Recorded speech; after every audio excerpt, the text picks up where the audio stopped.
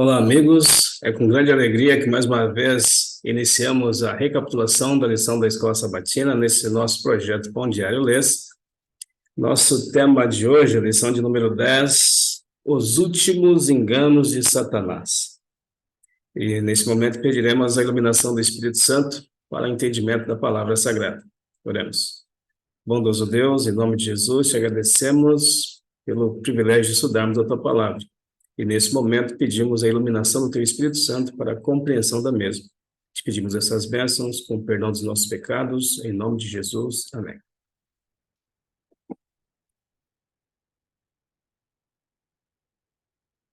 Prezados, a lição da semana passada tinha como título Uma Cidade Chamada Confusão, né? E foi muito bom discutir aquele assunto com vocês.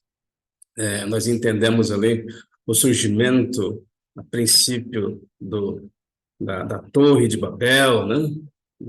E depois do Império Babilônico, né?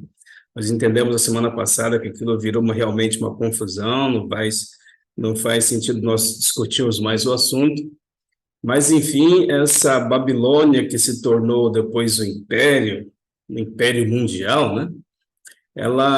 Esse nome desse grande império foi usado por Deus para descrever, então, a igreja apóstata do Apocalipse, né? A igreja ali descrita do capítulo 13, também no capítulo 17, 18, enfim, né? E nós estudamos, então, na semana passada, que segundo muitos estudiosos, se refere ao surgimento da igreja romana, né?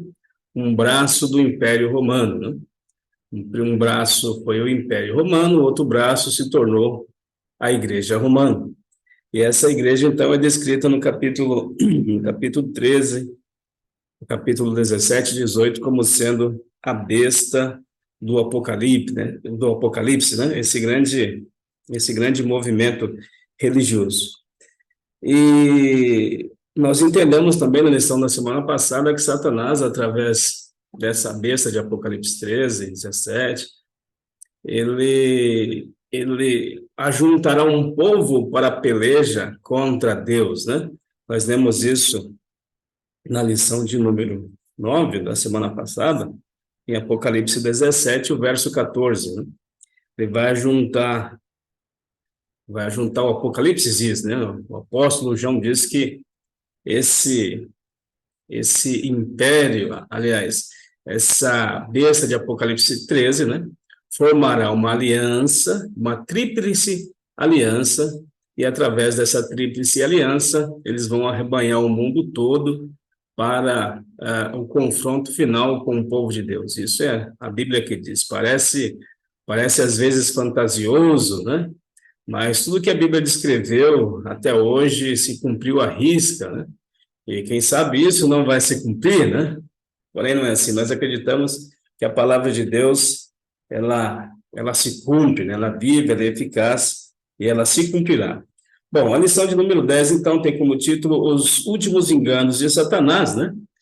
Então, nós entendemos que através dessa tríplice aliança haverá esses últimos enganos, né?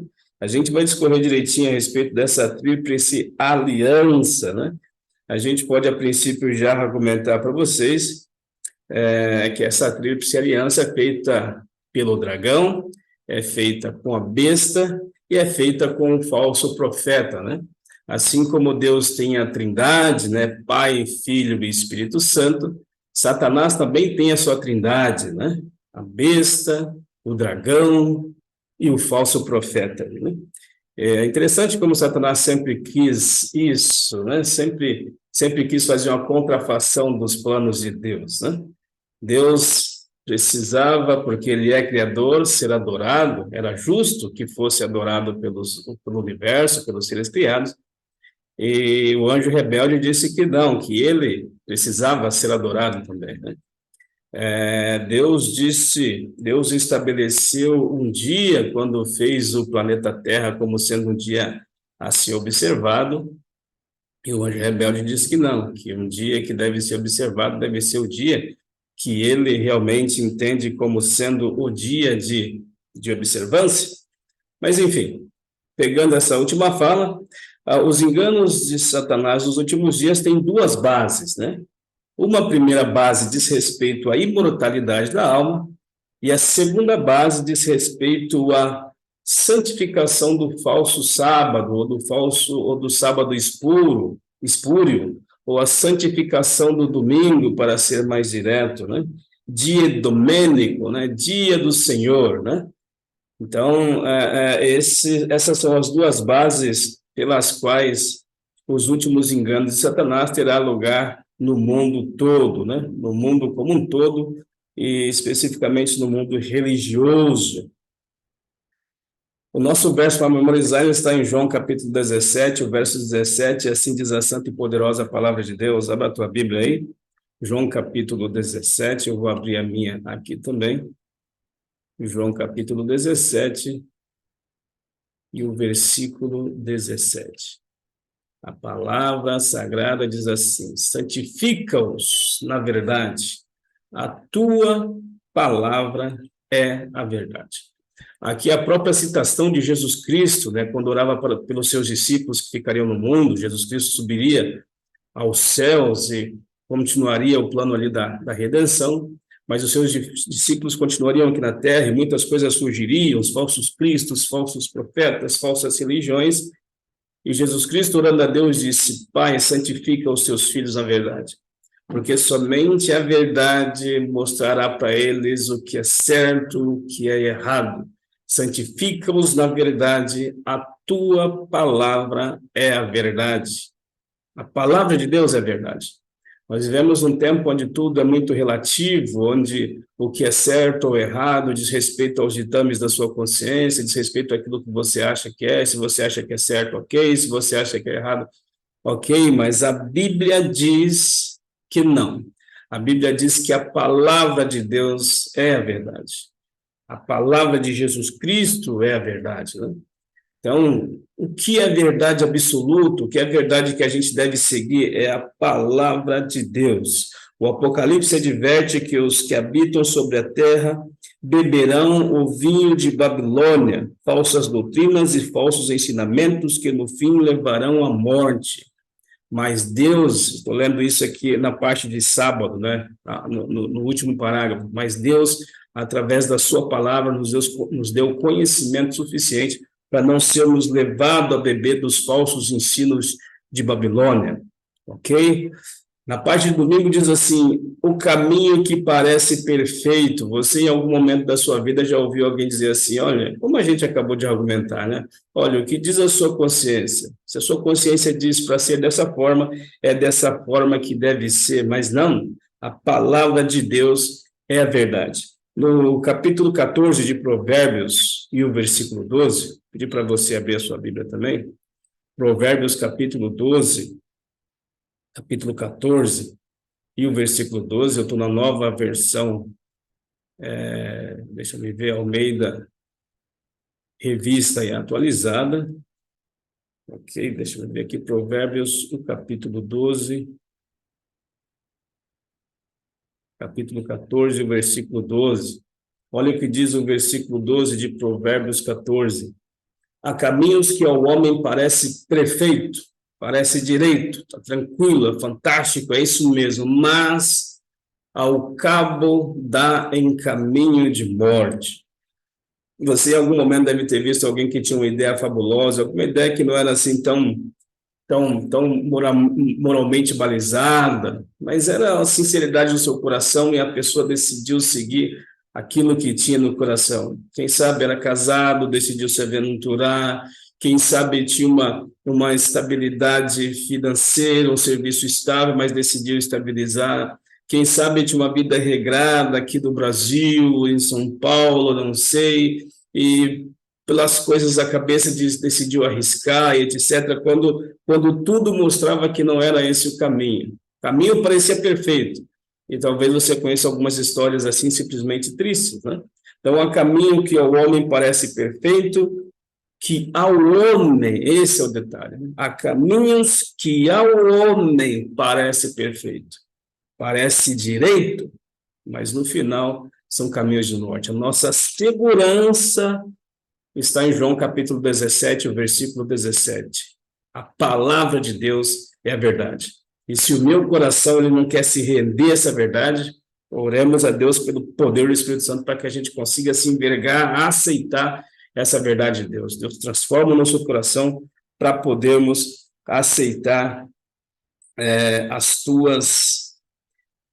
tuas verdades, né? Você já deve ter lido o Salmo 119, o verso 105, que diz: lâmpada para os meus pés é a tua palavra e luz para o meu caminho, né?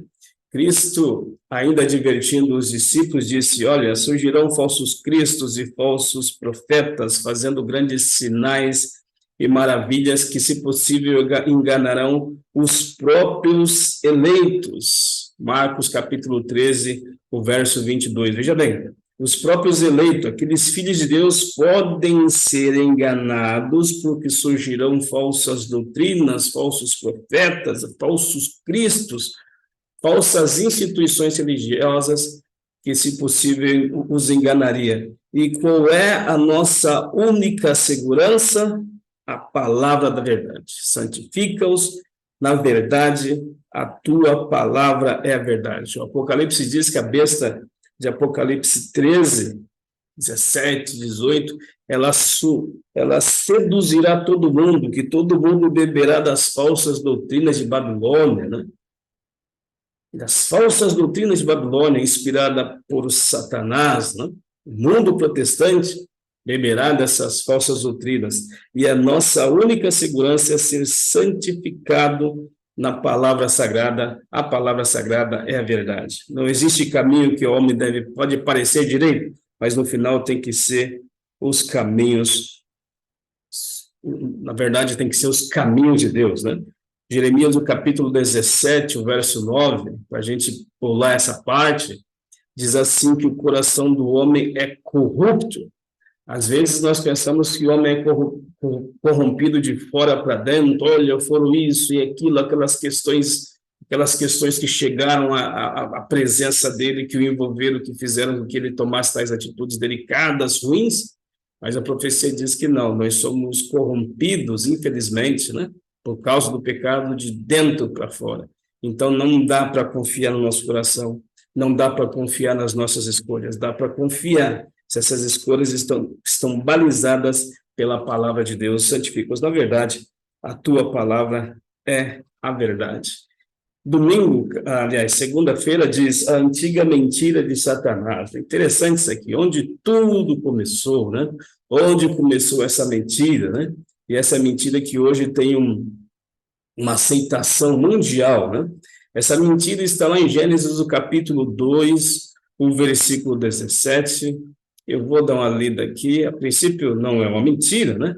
A princípio é uma afirmação de Deus em Gênesis, o capítulo 2, e o versículo 17, assim diz a santa e poderosa palavra de Deus, né? Após o Senhor Deus ter criado o ser humano. Eu vou ler também o verso 16, que diz assim: e o Senhor Deus lhe deu esta ordem: de toda árvore do jardim comerás livremente, mas da árvore do conhecimento do bem e do mal não comerás, porque no dia em que dela comerdes, certamente, disse Deus, né? No dia em que você comer do fruto que eu disse para você não comer, certamente morrerás. Deus estava afirmando para o homem: todas as árvores podem comer livremente, mas dessa árvore específica aqui do conhecimento do bem e do mal, você não deve comer, porque no dia que você comer, certamente morrerás. Mas a serpente, diz a Bíblia, né, que era um dos animais muito bonitos do jardim, capítulo 3, agora capítulo 3 e o versículo 4, vendo Eva passeando ali, disse: olha, então a serpente disse à mulher: é certo que não morrerás. É triste assim, né? Deus disse: certamente morrerás. Certamente deixarás de existir. Não terás mais consciência, certamente morrerás. Mas a serpente, que não havia criado os seres humanos, não havia criado Adão e Eva, disse: não. Deus mentiu.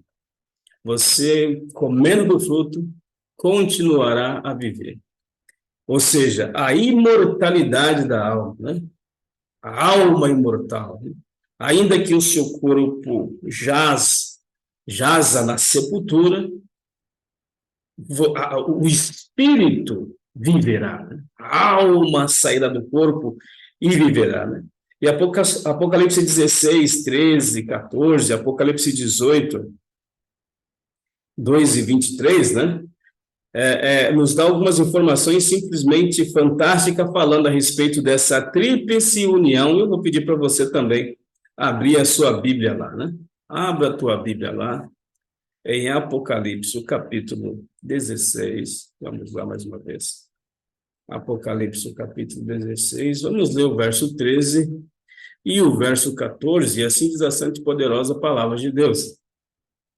Então vi sair da boca do dragão, o diabo, identificado pela Bíblia, da boca do falso profeta, a igreja romana, identificada pela Bíblia, pela história, e da boca do falso profeta, o protestantismo apostatado, né? Também representado pelos Estados Unidos da América, 3 espíritos imundos, semelhante a rãs. Porque eles são espíritos de demônios, operadores de sinais e se dirigem aos seis do mundo inteiro com o fim de ajuntá-los para a peleja do grande dia do Senhor. Aqui tem algumas informações simplesmente fantásticas. O versículo 3, então, diz que haverá essa tríplice união, ok? Haverá essa tríplice união entre Satanás, entre a igreja romana, nós podemos dizer assim, né? E entre o protestantismo apostatado, né, aquelas igrejas evangélicas que não obedecem totalmente o assim diz o Senhor, né, e encabeçados ali pela nação conhecida como a maior nação protestante, que é os Estados Unidos da América, e diz que eles vão fazer uma união, é isso que diz esses versos aqui, né, que eles vão fazer uma união, e nesse versículo 14 aqui, diz-se que eles são espíritos de demônios, né? São espíritos de demônios que fazem essa união aí, né? E eles operarão sinais e se dirigirão aos reis do mundo todo, né? Quem serão esses reis do mundo todo, né? Apocalipse capítulo 18, Apocalipse capítulo 18, o versículo 2 diz assim: então exclamou com potente voz, dizendo: caiu a grande Babilônia e se tornou morada de demônios, covil de toda espécie de espírito imundo, e esconderijo de todo gênero de ave imundo e detestável. Caiu, covil de demônios, né? Manifestações demoníacas, né? E no versículo 23 diz a palavra sagrada, né? Também jamais em ti brilhará luz de candeia, nem voz de noivo e de noiva jamais em ti se ouvirá, pois os teus mercadores foram os grandes da terra, porque todas as nações foram seduzidas pela sua feitiçaria. Então, veja bem, essa tríplice união que é registrada aí no capítulo 16, né? A besta de Apocalipse 13, né? A igreja romana, o dragão e o falso mundo religioso, o protestantismo apostatado, eles se unem no movimento chamado movimento ecumênico, onde deve haver a união independentes das diferenças de opiniões. Isso parecerá realmente algo fantástico para o mundo todo. Imagine o mundo todo sob a bandeira de uma única religião, sem partidarismo e por aí em diante. E grandes sinais serão feitos, foi o que nós vemos aí no versículo 14, aí, né? Grandes sinais serão feitos, etc. e tal, e o mundo se maravilhará com isso. Né? O mundo se maravilhará com isso. Né? E estas são as bases, nós podemos dizer assim, essa é uma das bases, nós falamos de duas no começo da lição, e uma das bases aqui que são sustentadas aí no mundo todo, para que essa união possa acontecer, né? Essa união, apesar das diferenças, as diferenças no ecumenismo, elas não serão ressaltadas, e sim o que nos une, né? E uma das coisas que nos une é a crença da imortalidade da alma, né? Queridos, é simplesmente incrível como a mentira contada por Satanás lá no Éden, que fez nossos primeiros pais caírem, hoje tem uma força simplesmente descomunal, né? Filmes de Hollywood lançam isso a todo momento, né? A pessoa morre, mas não morre, vai para um lugar melhor, ou reencarna e vai voltando, ou alguns filmes evangélicos que diz que essa pessoa morreu, ela não morreu de verdade, a sua alma vai para o céu, ou se ela era uma pessoa ruim, vai para o inferno. Outros filmes evangélicos que dizem que não morreu, não foi para o céu, mas foi para o purgatório para se purificar. Mas a palavra sagrada diz que se comesse do fruto morreria. Deus disse que não existe existência fora do corpo, não existe uma alma que sai do corpo. A Bíblia diz em Eclesiastes capítulo 9, versículo 5, capítulo 9 de Eclesiastes, o verso 5, veja só a Bíblia, que os vivos sabem que hão de morrer, mas os mortos não sabem coisa nenhuma. A sua memória jaz no esquecimento, não tem lembrança de nada.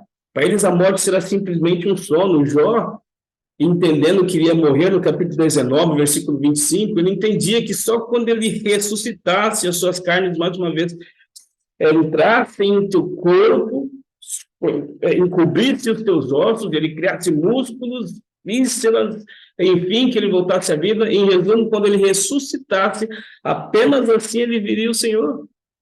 E segundo Tessalonicenses, no capítulo 4, versos 16 e 17, o apóstolo Paulo diz que o mesmo Senhor, dada a sua palavra de ordem, ouvida a voz do arcanjo, ressoada a trombeta de Deus, descerá dos céus e os mortos em Cristo ressurgirão, ou seja, só haverá ressurreição com a vinda de Jesus. Então, toda essa parafernália que diz respeito à imortalidade da alma que você ouviu, você ouve em filmes e revistas, e igrejas, etc., isso não existe, isso não é uma verdade bíblica. Você precisa entender. Santifica-os na verdade, a tua palavra é verdade. Mas o mundo religioso como um todo abraça essa ideia. Essa é uma das pernas pela qual os últimos enganos de Satanás serão uma força descomunal na peleja do dia do Deus Todo-Poderoso. Na terça-feira diz outro engano mundial, né? Babilônia é o centro da adoração. Né? Nós falamos de Babilônia aí, logo no começo da introdução, né? Babilônia, o seu surgimento, depois do Império, como ela se tornou uma bagunça religiosa, etc. e tal, né? E assim como outras nações, Babilônia tinha vários tipos de adoração, adorava sol, lua, estrelas, constelações, etc. e tal, né? Pessoas que morreram, mas não morreram de verdade. Babilônia tinha esse tipo de adoração, né? Por que Deus pegou esse nome chamado confusão para colocar para apelidar, podemos dizer assim, ou para fazer reverência? Capítulo 13 de Apocalipse, 17, 18, para chamar esse movimento religioso da besta por Babilônia, é só a mente de Deus que é muito grande para nós podermos alcançar. Ele sabia, né, que seria essa grande confusão. Mas o detalhe é, né, a semelhança de outras religiões como Egito, Assíria, Persa, Babilônia também adorava diversos deuses. Um detalhe, tinha um deus principal. E o seu deus principal era o deus Sol. Né? A gente não vai entrar em detalhes todos aqui, porque tem muitas coisas, mas o seu deus principal era o deus Sol, que era adorado em um dia da semana. Quando Constantino, em 313, se não me engano, é a conversão de Constantino, imperador romano do Oriente, né? Constantino se converte, agora ele diz que não é mais pagão, né? Depois de receber uma visão de Deus, etc. e tal, que seria vitorioso numa batalha. Ele não é mais pagão, a igreja deixaria de ser perseguida, porque agora o imperador do Oriente, de Roma do Oriente, Constantino, era um cristão, né? E ele exigiu que todos os demais romanos, então, também se tornassem cristãos. E a igreja agora se tornou uma igreja mundialmente conhecida, uma igreja católica, que quer dizer igreja universal. Porém, Constantino, a semelhança, né, de imperador romano, a semelhança de Babilônia, a semelhança dos assírios, dos egípcios, ele também tinha vários outros deuses, e digamos que Constantino não tivesse totalmente convertido, e Constantino, em 321, promulga o primeiro decreto dominical, santificando um dia como sendo um dia onde todos os crentes deveriam repousar. Os comércios não deveriam abrir, né? Os comércios não deveriam abrir, porque deveria ser observado o dies dominico, ou dies domini, né? O dia do Senhor. E esse dia do Senhor, né? Era o domingo, na tradução aqui para nós. O domingo se comemorava no primeiro dia da semana, né? Os mercados deveriam ser fechados. Eu vou ler aqui. Em 321, está aqui no segundo, terceiro parágrafo da lição. Em 321, Constantino promulgou a primeira lei dominical. No venerável dia do sol, que os magistrados e as pessoas que residem nas cidades descansem, que todos os estabelecimentos sejam fechados. Todos os estabelecimentos deveriam ser fechados. Essa lei não impôs a observância dominical a todos os súditos de Constantino, mas fortaleceu a observância do domingo na mente da população. No primeiro momento, as pessoas que descansavam no sábado poderiam fazer isso com tranquilidade, né? Essa lei não impôs não impôs que todos os crentes devessem observar o domingo, mas comércio, etc. e tal, deveriam ser fechados, né? E nas décadas seguintes, imperadores e papas continuaram, por meio de decretos estatais e concílios da igreja, a estabelecer o domingo como único dia de adoração, o qual permanece hoje para a maioria do mundo cristão. A maioria do mundo cristão entende que existe uma alma que é imortal. A maioria do mundo cristão e a maioria do mundo dos que não são cristãos também acreditam da mesma forma. A maioria do mundo cristão entende que o domingo é o dia a ser observado. A maioria do mundo cristão e a maioria das pessoas do mundo que não são cristãs entendem da mesma forma. Eu não cresci na igreja, como muitos de vocês também possivelmente não cresceram, né? Eu não entendi essa questão de domingo, e para mim, desde pequenininho, o domingo era o dia do Senhor, era o dia a ser observado, era o dia que eu deveria ir para a igreja, e etc. e tal.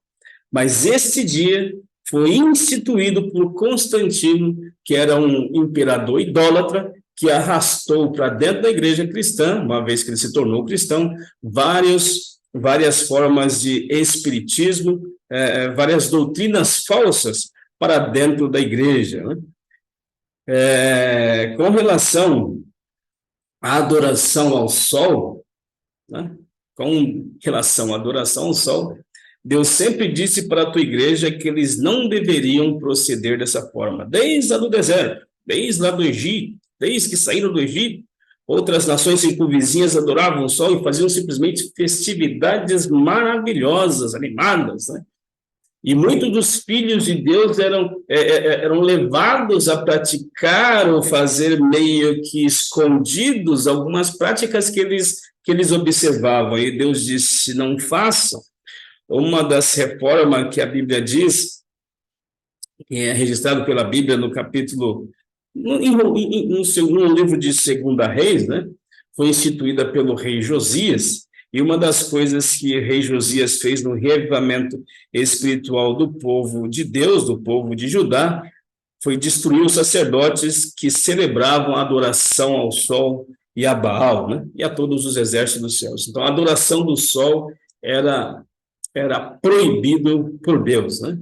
Mas alguns podem pensar hoje, não, mas não é uma adoração ao sol, é só um dia de observação, é o domingo, é o dia do Senhor. Sábado é o dia do Senhor. Quem falou isso? O próprio Deus. Deus disse, sábado é o meu dia. E Satanás disse, não, o dia do Senhor é o domingo. Deus disse, a alma morre, a alma que pecar, essa morrerá. Satanás falou, não, a alma não morre, a alma vive para toda a eternidade. Ou reencarna, ou vai fazer, mas ela vive para toda a eternidade. Quem está certo? A palavra sagrada ou as orientações de seres humanos inspirados por Satanás? Não é fácil falarmos todas essas coisas aqui. Na parte de quarta-feira, vem falando a respeito de que, do Apocalipse capítulo 14, verso 8, como nós já lemos, onde a Bíblia diz assim, né, caiu a grande Babilônia, né, se tornou morada de demônios, etc e tal, né? Em Apocalipse 17, a mulher é identificada como Babilônia, já falamos aqui, né? Interessante que nós lemos em Apocalipse 16 que essa união é feita, então, né? Apocalipse 16, o verso 3, aqui, nós já lemos aqui, verso 13 e 14, nós já lemos aqui com vocês, né? O mundo todo, ele participa dessa união ecumênica, sinais e maravilhas começam a acontecer no meio do povo. E eu pergunto, quando você vê sinais e maravilhas acontecendo no meio do povo que se uniu embaixo de uma única só fé, tendo duas bases, podemos dizer assim, como seus alicerces, a observância do domingo como dia de guarda e a imortalidade da alma, o mundo religioso feliz da vida, como você se comportará? A parte de quarta-feira diz um chamado à fidelidade. Ainda assim, a Bíblia diz que você deve continuar sendo santificado pela verdade, pois a palavra de Deus é a verdade. Ezequiel capítulo 20, verso do 1 ao 20, né? Tem uma essência nessa mensagem aqui de Ezequiel, né? Nós vamos tentar mostrar, falar para você qual que é a essência.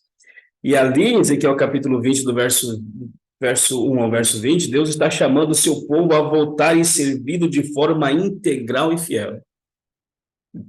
Voltem, me sirvam de forma inteira, fiel.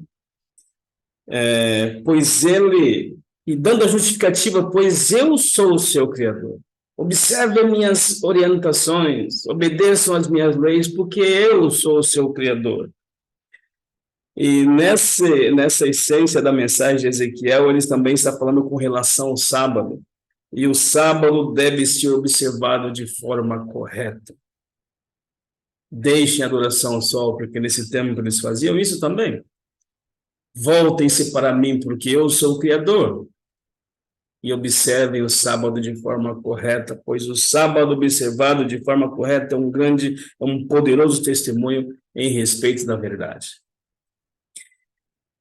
Quinta-feira, para concluir, me diz assim, a graça para a obediência, só pelo poder do Espírito Santo para guardarmos a lei de forma correta. Nós podemos discorrer aqui sobre muitas teorias, etc. e tal, mas é só pelo poder de Deus que a gente vai conseguir observar a lei, porque o nosso coração é corrupto. Não existe nenhum crente que entenda essas coisas, que diz assim, olha, eu sei das coisas certas, por isso eu faço a coisa certa. Só faz a coisa certa pelo poder do Espírito Santo que age na sua vida, né? Apocalipse capítulo 18, então, verso 4 e 5, né? Diz que Deus faz um apelo, Deus faz um apelo para o seu povo, né? Vai haver essa tríplice união, como nós comentamos, né? Sinais e maravilhas vão acontecer, o mundo todo vai estar em festividade, o ecumenismo de fato aconteceu, né? Mas Deus diz, mesmo assim, para esse povo que entende através da Bíblia que alguma coisa está errada, não é dessa forma.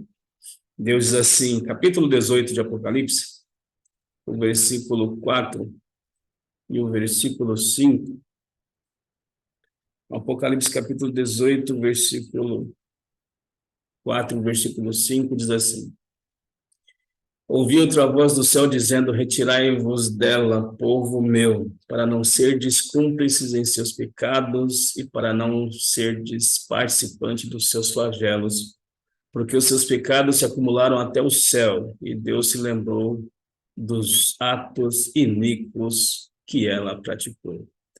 Em meio a esse mundo em festividade, pelo ecumenismo, pela essa união, por essa tríplice união, pelo mundo religioso, está embaixo de um único chapéu, né? Meio sinais e maravilhas acontecendo.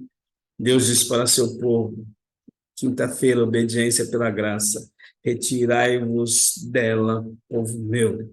Existirá um povo de Deus, existe um povo de Deus dentro dessas igrejas, que ainda não compreenderam essas questões, mas que pelo poder de Deus compreenderão. E quando compreenderem, Deus diz, retirai-vos dela, povo meu, porque estes pecados chegaram num nível que o próprio Deus irá tomar uma atitude. Lá em Babilônia, lá quando foi erguida a Torre de Babel, a torre chegou já beirando as nuvens, já estava nas nuvens. E o capítulo 9, capítulo 11 de Babilônia diz que Deus desceu para ver o que estava acontecendo, e houve então a multiplicação das línguas, as línguas estranhas, né? As línguas ficaram não sendo conhecidas de um para com os outros ali, né? Deus falou também, Deus, a palavra sagrada diz, né, que quando esse movimento acontecer, Deus disse, o povo chegou num ponto que daqui eles não voltam mais. E Deus vai tomar rédea da situação. Não que as rédeas não estejam na mão de Deus, mas Deus agora vai dar um basta em toda essa questão. Mas antes, Ele está dizendo para você, retirai-vos, retirai-vos, retira-te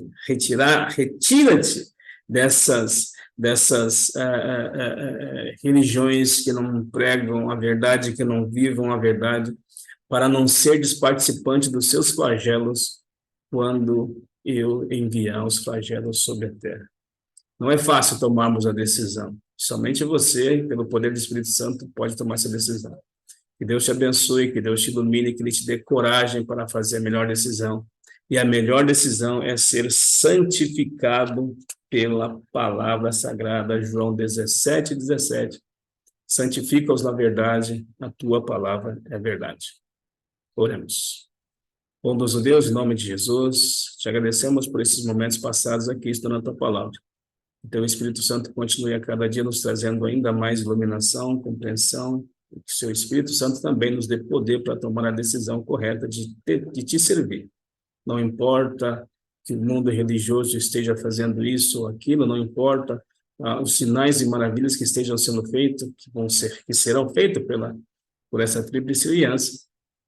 O que importa é sermos santificados e obedientes à tua palavra.